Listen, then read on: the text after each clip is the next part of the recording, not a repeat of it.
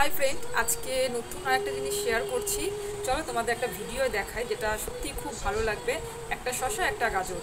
এই শসা আর গাজর দিয়ে কী করছি চলো তোমাদের ভিডিওটা পুরোটা দেখে আর দেখে যা বলো যে ভিডিওটা কেমন হয়েছে, আর তোমরাও সবাই বাড়িতে চেষ্টা করো। চলো, প্রথমে শসা আর গাজরটাকে ভালো করে ছুলে নেব।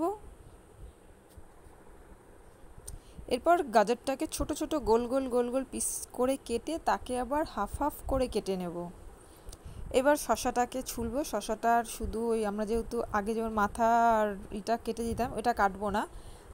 এইবার খুব সাবধানে করতে হবে। শসাটার মাঝে আস্তে আস্তে করে চির দেবো, কিন্তু কাটাটা যেন একদম পুরো পুরো যেন পিস পিস না হয়ে যায়। এবার কাটা হয়ে গেলে এটাকে একটা সুন্দর প্লেটে বসিয়ে নেব।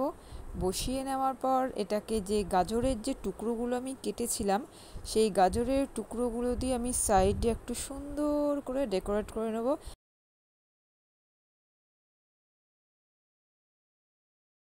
এটা ততক্ষণে আমি সাজাতে থাকি। আর একটা কথা বলে দিচ্ছি, যদি ভিডিওটি ভালো লাগে অবশ্যই একটা লাইক, কমেন্ট, আর যদি খুব ভালো লাগে তবে অবশ্যই ফ্রেন্ডদের সাথে শেয়ার করো।